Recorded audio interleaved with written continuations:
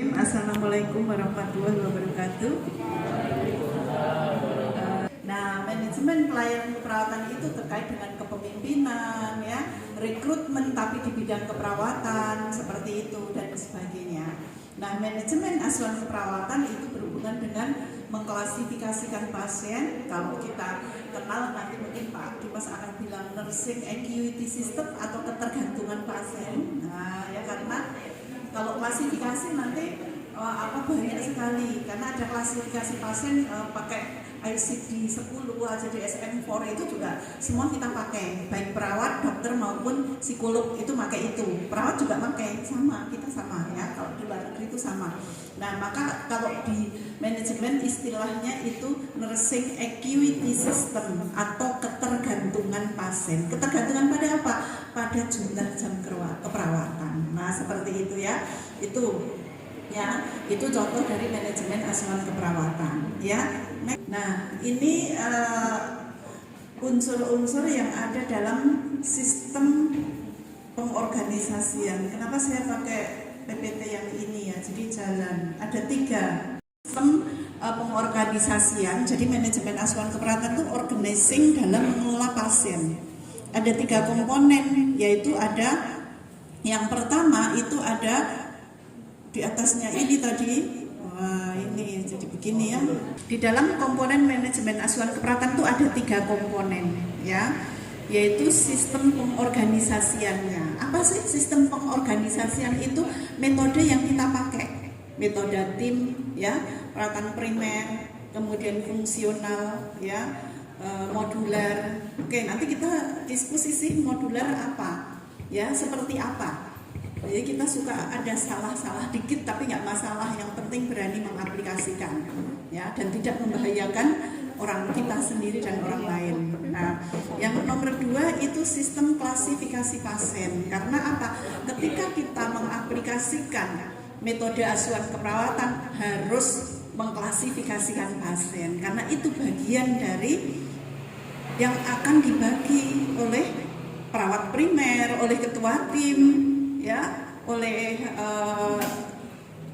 charge nurse atau matron atau siapa istilahnya gitu, harus paham, karena itulah yang akan diberi asuhan keperawatan. Bagaimana cara memberikan asuhan pada moderate care, jumlahnya berapa jam yang diberikan pada total care, apa bedanya total care dengan intensive care gitu ya. Bagaimana cara menentukan jumlah ketergantungan pada asuhan keperawatan, apakah sama jumlah kontak ya, direct care atau kontak langsung perawat ke pasien antara self care dan moderate care.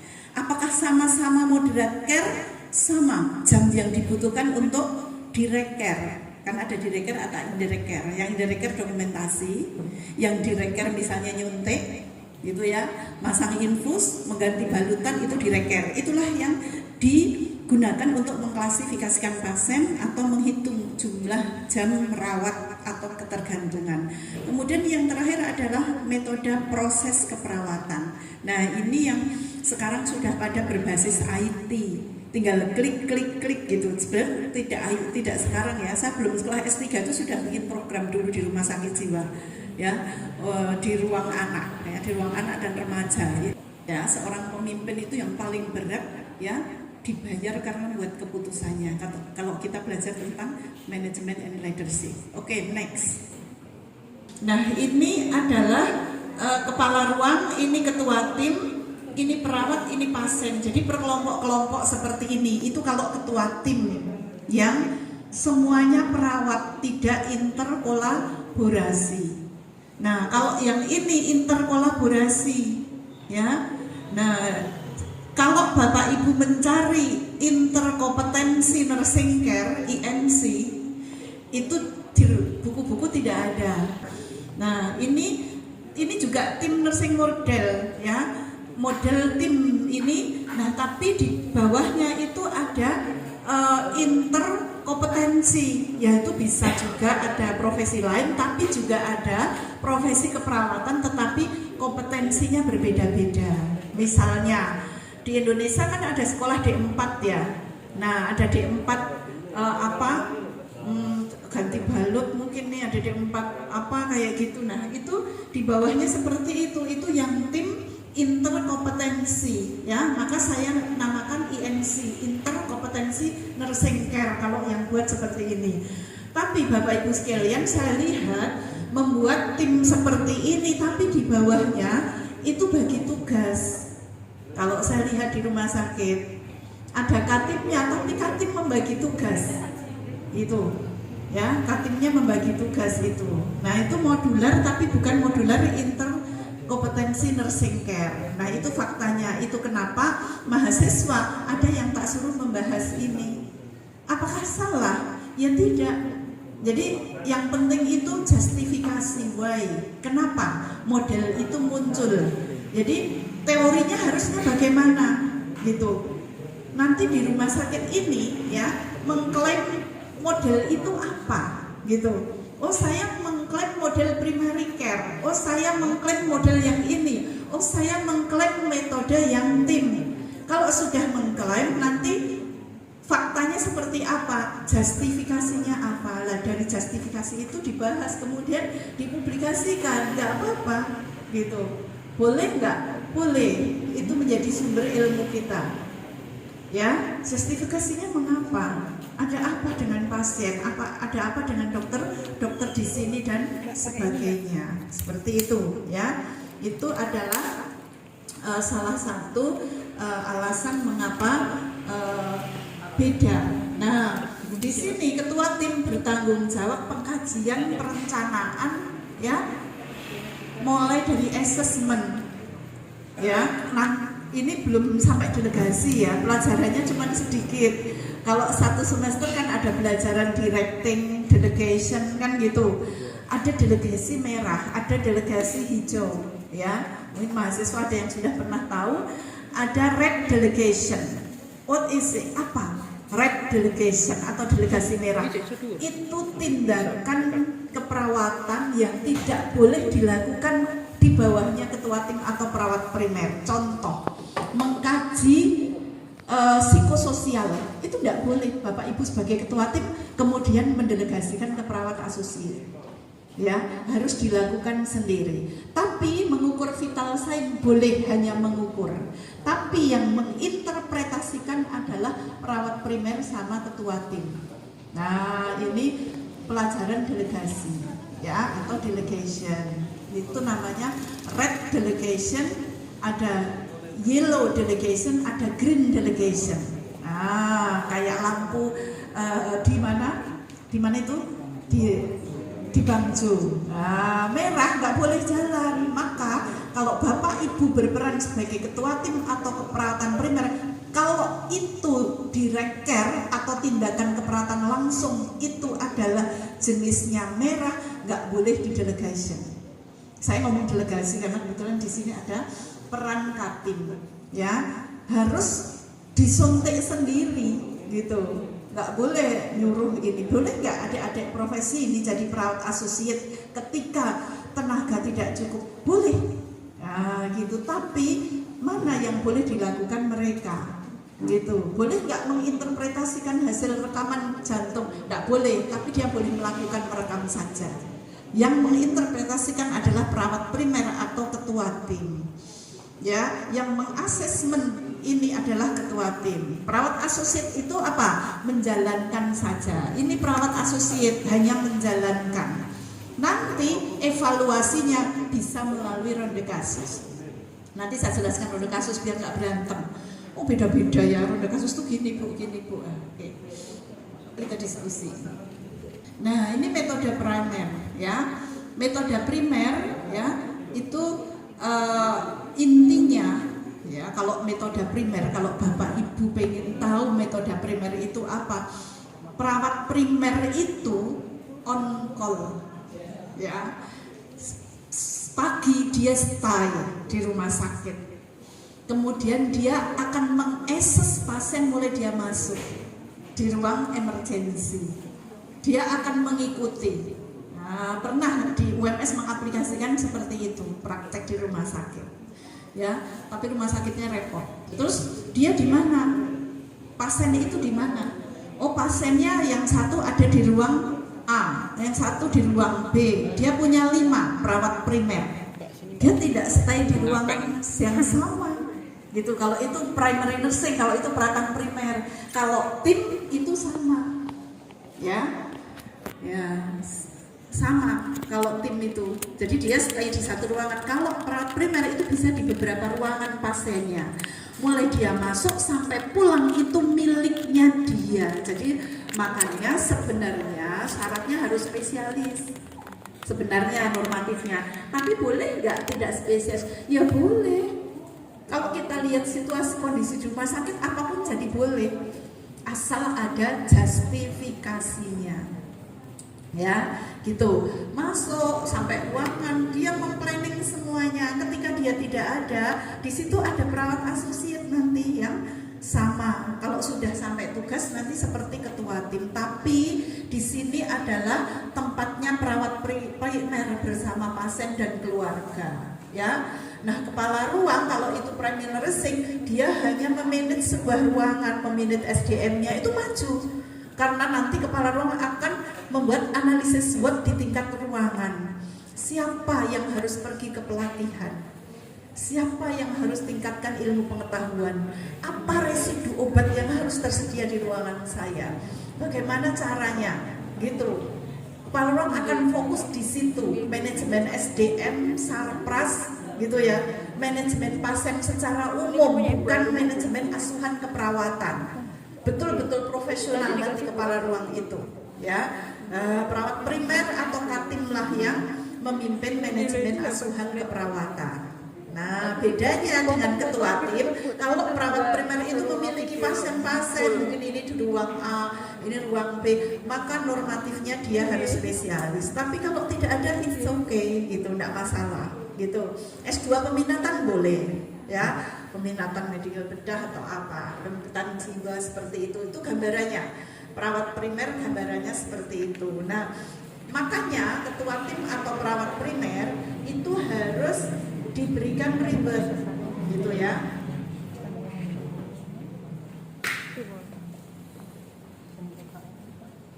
Ya, nah ini model MPKP. Unsurnya itu banyak sekali di MPKP itu.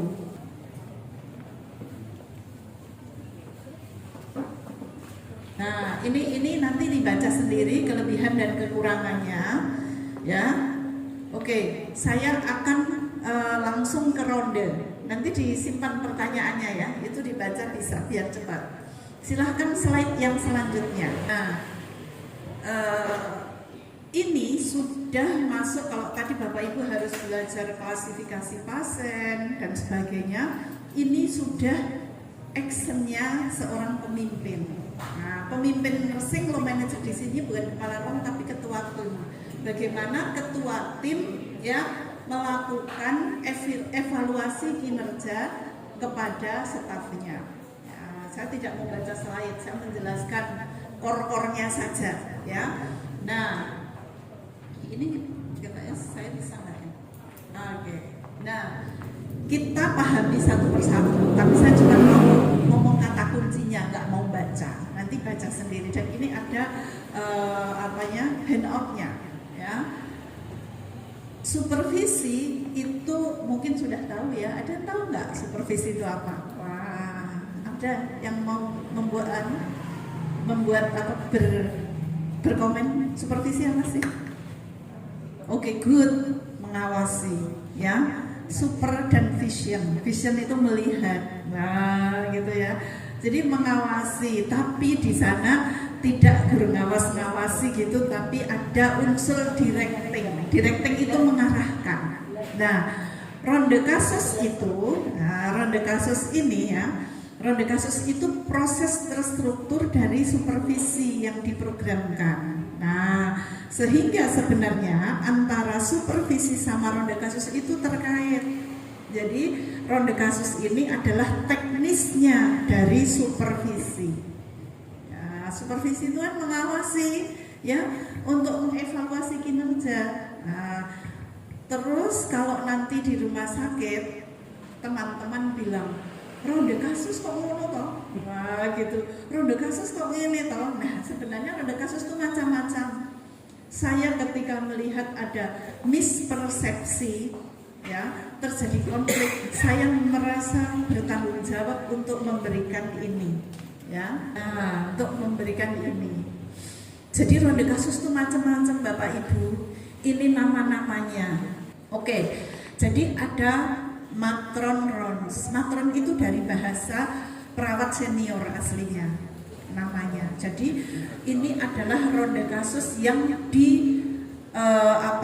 yang biasanya untuk melihat standar asuhan keperawatan atau ada sesuatu yang penting untuk dirondekan. Ini bisa interprofesional juga matron rons itu, dan yang ikut hanya perawat senior. Bisa yang mewakili bisa kepala bidang perawatan, yang mewakili ini ya ronde kasus. Nah, ini bisa yang nomor 1 matrons case rounds, gitu ya. Ini bisa interkolaborasi, dan ini harus perawat senior yang ngerti standar yang nomor 1. Bisa bersama profesi lain, bisa kasusnya itu spesifik, itu yang ronde kasus nomor 1. Jadi Bapak Ibu tidak perlu berantem berdebat, ya. Jadi yang nomor 1 itu yang interprofesional kolaborasi. Yang nomor 2, inilah yang digunakan untuk mengevaluasi kinerja perawat primer ke perawat asosiat, ketua tim ke perawat primer. Namanya adalah ronde kasus manajemen perawat, ya. Ronde klinis di mana ya perawat yang bertugas pada satu shift itu ya akan dievaluasi kinerjanya. Nanti kita lihat videonya ya, udah saya kirim tadi ke Bu Yanti. Itu anak profesi ya, sudah saya ajari terus tak suruh action, nanti dikritik kalau ini. Terus ronde kenyamanan pasien. Nah itu Bapak Ibu suka keliling toh, pasiennya udah disuntik belum, nah gitu ya. Itu namanya juga ronde, ron itu keliling kok, nah, kan itu ya. Itu tidak mengevaluasi kinerja, tapi melihat pasien itu ada problem enggak. Mungkin gelangnya lepas, mungkin dia pakai tempat tidur ada resiko jatuh, seperti itu. Nah yang di bawah itu ronde untuk pembelajaran. Jadi dari dosen mengajar mahasiswanya. Oke. Nah ini aplikasi ya nursing management case round. Nah saya singkat aja. Oke. Nah ini merupakan prosedur ya, aplikasi yang tadi yang ronde kasus nomor 2 yang manajerial ya. Ketua tim melakukan pengamatan langsung di tempat tidur untuk mengevaluasi tujuannya kinerja staf, validasi langsung, makanya di sana ada directing ya. Kemudian mengevaluasi standar asuhan keperawatan pada pasien tersebut. Apa standarnya yang sudah dilakukan assessment oleh ketua tim? Dilakoni orang, nah, gitu ya. Nah kemudian kenapa tidak boleh pagi-pagi? Ya nggak boleh urung kerja, terus dirondekan pasiennya, nah, kan? Tidak pagi-pagi ya, nanti kalau menjelang shift, ya sudah mau menjelang shift pergantian baru diminta ronde. Sakjane sebetulnya tujuannya itu adalah ben ketua tim itu pengen nggak usah membaca dokumentasi semuanya. Gitu. Jadi tahu, oh udah disuntik belum? Infusnya bener nggak netesnya 15 kali per menit? Wah, langsung kan di situ evaluasi kinerja. Coba kalau membaca dokumentasi di situ, tahu nggak infusnya netes? Bener nggak kinerja perawat asosiat? Nah, inilah evaluasi kinerja ketua tim biar nanti pena. Tinggal dia cek dokumentasi, oke, udah bener. Efektif kan seperti itu? Nah, karena perawat asosiat sudah ini langsung aja dia ya sudah merawat dalam satu shift gitu ya. Oke. Nah ini kegiatannya, kegiatan ronde kasus ya, manajemen case round itu PA akan menyampaikan informasi tentang keadaan pasien ya, mulai dari Bapak Ibu sudah dikasih mungkin handout yang dari Bu Yanti udah dikasih ya. Nah kemudian Katim itu nanti kalau di sana di sebelah bed ya itu tidak hanya mengoreksi, pertama-tama harus memberikan ribet ya, reinforcement. Jangan miskin ngomongin, wah sudah baik sekali ya, orang kulaan, gitu Bu, Bapak Ibu. Tidak kulaan lah kalau kita ngalem teman kita itu, terus dia cantik ya, cocok yang dipakai, nggak kulaan, nggak ada untung rugi gitu. Untung untuk kita, untung untuk yang diberikan itu ya, reward atau reinforcement ya. Pertama gitu, tidak langsung nyalah ya, maaf ya, saya tidak berniat menyindir kalau ada yang begitu. Di dunia pasti ada yang seperti itu, satu di antara 1000, tapi yang satu di luar sana, nggak ada di dalam sini. Langsung wah, kita aku ya sok ngono Ibu Bapak ya, gitu.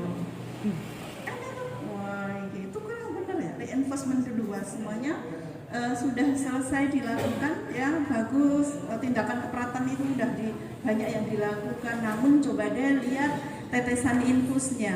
Wah, gitu ya. Nanti ini kembali di depan pasien nggak boleh kita tetesannya kok kayak orang 15 ya, wah nggak gitu.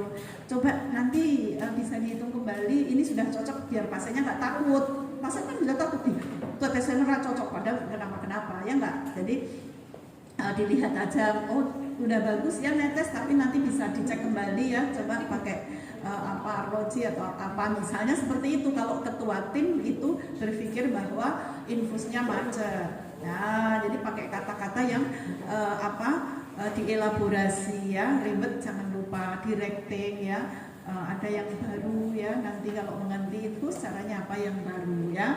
Kemudian kalau ada sesuatu yang tidak boleh disampaikan, karena ronde kasus itu di samping pasien dan keluarga, tidak boleh sampaikan di situ. Pasien baru, diagnosisnya belum, wah ada sudah langsung pasien ini didiagnosis AIDS, wah pasien langsung semaput ya nggak, wah itu misalnya ya. Nah itu tidak dianjurkan untuk dibicarakan di dekat pasien